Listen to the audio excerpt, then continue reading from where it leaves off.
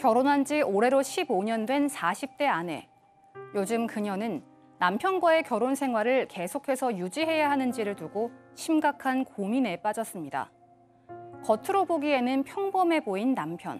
그러나 문제가 한두 가지가 아니었습니다. 주의력이 부족해 장시간 앉아있기 힘들어하는 데다 주어진 업무 등을 끝까지 완수하지 못해 회사를 반복적으로 옮기는 일이 허다했죠. 게다가 집에서는 늘 자기 멋대로였습니다.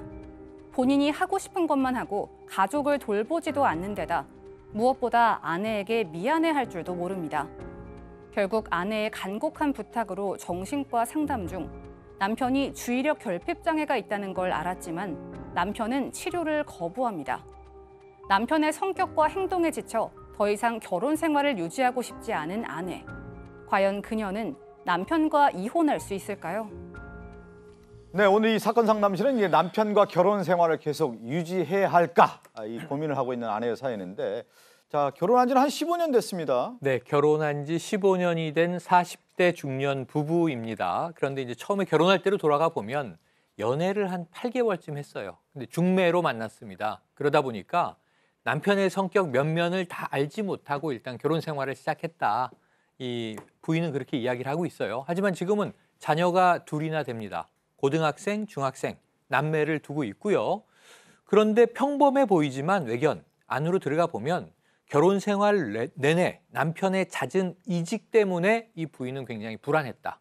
생활 자체가 불안했다. 라는 이야기를 하고 있고요. 예. 또 하나는 남편의 이기적인 성격에 이제는 지쳤다. 이런 이야기도 하고 있습니다. 그러니까 잦은 이직, 또 이기적인 어떤 성격. 그런데 이제 사실은 남편이 자주 직장을 옮겨 다니면 아내 입장에서는 불안할 수밖에 없죠. 당연하죠. 네. 뭐 가장이 그렇게 하면 얼마나 불안하겠어요. 이 사람의 아마 첫 직장은 누가 봐도 아주 번듯한 대기업이었다고 해요. 그런데 그 결혼하자마자 얼마 안 돼 갖고 바로 사표내 버렸어요. 아내하고 협의도 없이. 그 이후로도 이제 직장을 계속해서 옮겨 다니는데 짧게는 2달, 길게 해야 2년이라고 합니다. 그러니까 얼마나 들락날락 이제 아마 직장을 찾아다닌 것 같은데요. 자, 실직 기간이 길다 보면 먹고는 살아야 되니까 누가 일해야 되겠습니까? 아내가 마트에 가가지고 아르바이트 했답니다. 그렇게 해서 이제 살았는데 이 남편의 전 직장 동료들을 통해서 얘기를 들어봤더니 남편의 문제점이 좀 나옵니다. 예. 이 사람이 주의력이 많이 부족해가지고 장기간 앉아 있는 거를 엄청 힘들어한다는 거예요. 거기에다가 집중해야 되는 시간에 꾸벅꾸벅 조는 모양입니다. 공상을 하고 있고, 그리고 그러다 보니까 업무를 하는 과정에서 자꾸 실수를 자주 하게 되고, 또 단체 생활, 직장 단체 생활이거든요. 이 조직과 어울리는 거를 제대로 못했던 모양입니다. 예. 근데 또 뭐 네. 바깥의 생활에서 조직 생활은 좀 안 됐고 또 이제 집안에서는 어떤 모습이었는지. 집에서 더 하죠. 밖에서 그런데 집에 가서는 좀 더 한 것 같아요. 주의력이 좀 결핍되다 보니까 자신밖에 몰라요. 아내는 생각하지 않고 뭐 쉬고 싶으면 쉬고 뭐 먹고 싶으면 먹고, 특히 외식 같은 거 갔다가도 본인 먹으면 나와버립니다. 그런 아내는 뭐 있어요. 먹든지 말든지 상관없이 가족 보지도 않고. 그리고 운전할 때는 지금도 저 실실 웃으면서 좀 휴대폰 보고 있는데, 운전할 때는 과속하고요, 난폭 운전하기도 하고 또 교통 신호도 무시하고, 그래서 벌금을 많이 냈다고 합니다. 그래서 조수석에 앉아 있는 아내가 항상 불안한 마음이었고, 아내가 계속적으로 잔소리를 하긴 하는데 그러면 오히려 남편이 더 화를 내면서 더 크게 부부싸움도 하고, 가장 중요한 거는 자신밖에 모르기 때문에 아내라든지 가족들 마음도 몰라주고 오히려 본인이 더 화내기도 하고, 이런 것 때문에 모든 집안 대소사는 아내가 다 챙기고, 그래서 아내가 상당히 힘들어했다고 합니다. 그러니까 조직 적응 못해서 이 회사 저 회사 옮겨 다니고, 또 집에 왔더니 온 집에 자기 하고 싶은 것만 다 하고, 그러면 아내 입장에서는 뭐 진짜 힘들었을 수밖에 없는데, 네. 아내 마음을 제대로 알아주는 사람은 아니었군요. 속만 끓이는 거죠. 실제로 남편은 이렇게 얘기합니다. 내 단점 그냥 주의력이 조금 없는 거야 라고 얘기하고요. 아, 이것도 성격적인 문제인데 그걸 어떻게 하겠어 라고 얘기합니다. 회사 그만두는 거? 아, 적성 안 맞아서 그만두는 거야 라고 얘기를 합니다. 또 부부싸움 때다가 확 울컥울컥 올라오는 거 다 너 때문이야. 예민한 성격인데다가 나한테 자꾸 잔소리하니까 라면서 아내 탓을 합니다. 네.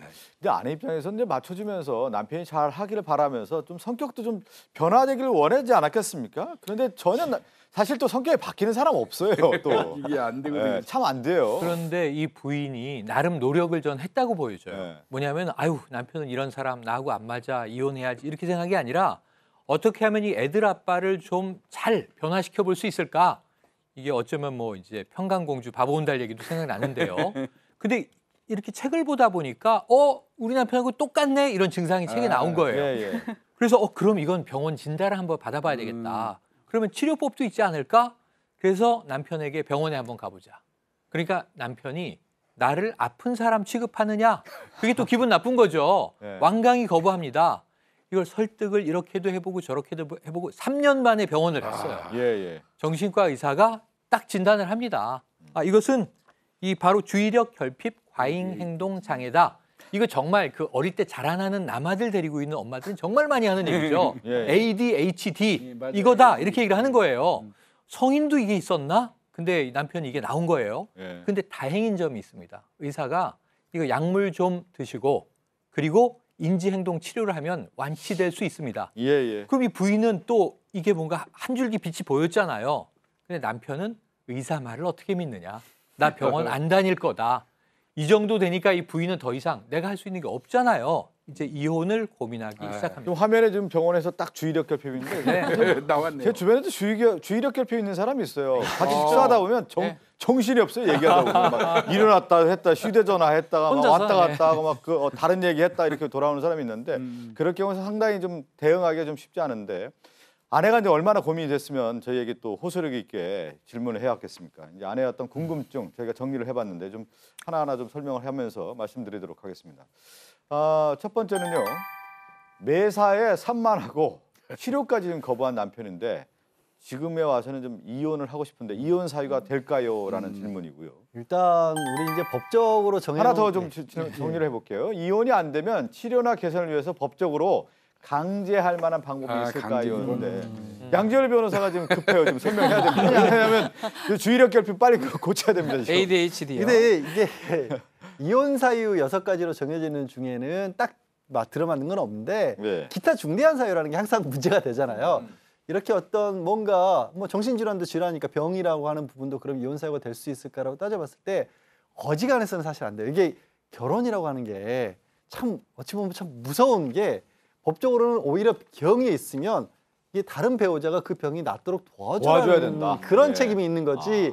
이게 병이 있다는 것만으로 쉽게 이혼할 수는 없고 그 병 때문에 혼인 관계가 파탄 정도가 있어야 되는데 지금 들어봐서 아내분이 굉장히 힘들긴 했는데 남편이 아내를 향해서 뭔가 폭력을 행사한다든가 나쁜 짓 한다든가 이러진 않고 있잖아요. 제가 봤을 때는 아직까지는 안 될 것 같습니다. 예. 쉽지 않을 것 같은데요.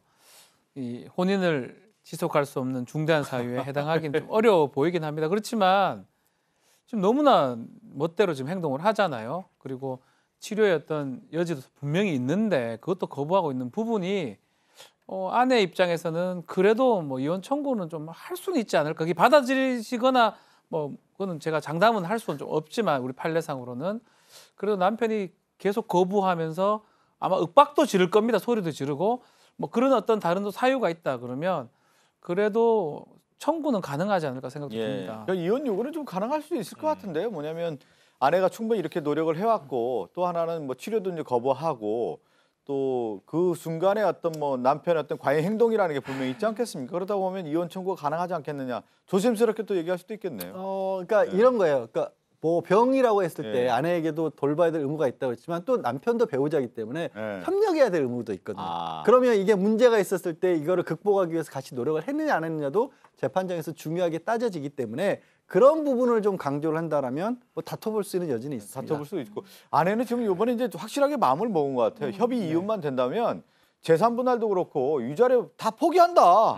이혼을 지금 이런 생각을 할 정도면 일단은 헤어지는 게 가장 최우선이라는 얘기거든요. 재산 분할도 원하지 않는다는 거 아닙니까? 뭐라 포기합니까? 이렇게 포기한다 해놓고 네. 사실은 법적으로 포기가 안 됩니다. 특히 재산 분할 같은 경우는 미리 그래요? 포기한다 해가지고 뭐 되는 것도 아니고 그렇기 때문에 아내 남편한테 뭐 사실은 얘기를 좀 할 필요는 있을 것 같아요. 그래서 이런 부분들 미리 포기할 필요는 없는 거고요. 재판을 하면서 위자료나 뭐 재산 분할을 이제 청구를 할 건데 만약에 너무 포기한다 그러면 나중에 정말 이혼 재판할 때 반영될 여지도 있거든요. 그래서 굳이 그런 얘기는 할 필요는 없을 것 같습니다. 예.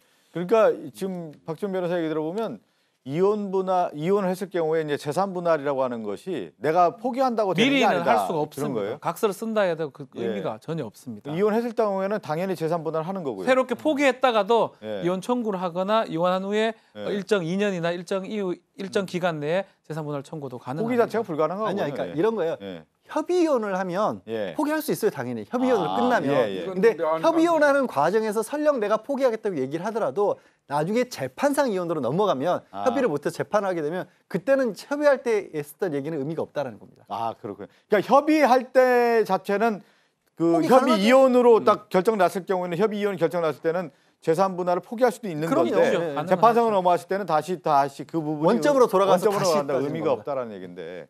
근데 아내 입장에서는 같이 또 살고 싶은 마음도 있나 봐요. 아 이거 네. 저 사랑이 부재하거나 네. 뭐 이게 애정이 없어서 그런 건 아닌 것 같잖아요. 지금 내용 보면은. 아, 일단은 남편이 좀 그 병원에 가서 좀 제대로 그러니까 고치고 이거 치료만 받는다고 하면 시댁이나 친구들이라도 설득을 해가지고 가서 치료를 시켜서 데리고 살아야죠. 근데 네. 법적으로 강제할 수 있는 방법은 없어요. 오해하시면 안 되는 게 우리 이제 다른 문제지만 아. 특히 정신질환 중요 환자에 대해서 늘 나오는 얘기가 왜 저 사람 치료를 안 했냐는 얘기를 하잖아요. 물론 지금 아주 심각한 정신질환이 있었을 경우에 뭐 그 배우 당사자들하고 가족 동의하고 에이, 이게 정신질환 참. 의사 진단이 있으면 강제 입원하지만 ADHD로 강제 입원시켰다는 경우는 들어본 적 없어요. 근데 네. 지금 현재 시점에서 중요한 게 아니라 미래에 지금 충동적이잖아요. 난폭운전도 하시고 그다음에 주의력 있다면 화재라든지 이런 부분에 대해서 소홀할 수도 있어요. 네. 이것이 범죄라든지 사고로 유발될 수 있는 부분들이 또 있기 때문에 이 부분에 대해서는 본인도 치료를 받으셔야 되게 좋습니다. 아니 근데 주의력 결핍 얘기하는데 예를 들면 저는 식사 자리나 이렇게 대화하는 네. 중에 앞에 있는 분이 계속 휴대전화 보고 그 뭐라고 하죠? 이제 SNS 이렇게 메시지를 서로 주고받으면 그걸 제가 못 참겠어요. 그거는 주의력 결핍 아니에요. 아니 제가 주의력 결핍이 아니라 너무 힘들더라고요. 네. 그 대화에 집중하지 않으면 그 자체가 굉장히 힘들더라고요. 그게 지금 지켜보는 거. 남편은 네. 아내가 그러니까 아내가 예민하다고 지금 탓을 하는 거예요. 제가 오늘 아내 얘기 충분히 좀 받아줄 수 있어요. 지나치게 예민하다는 거 아닙니까? 그 정도까지는 예민하지 않지만 사람이 이제 행동할 때 집중하지 못했을 경우는 상당히 힘든 거거든요. 아, 이게 그렇다 보니까 이혼 사유까지가 되느냐라고 하는 아, 참. 호소력 있는 자신의 마음을 좀 알아달라고 하는 오늘 상담을 해왔던 분입니다. 함께 사는 세상으로 가겠습니다.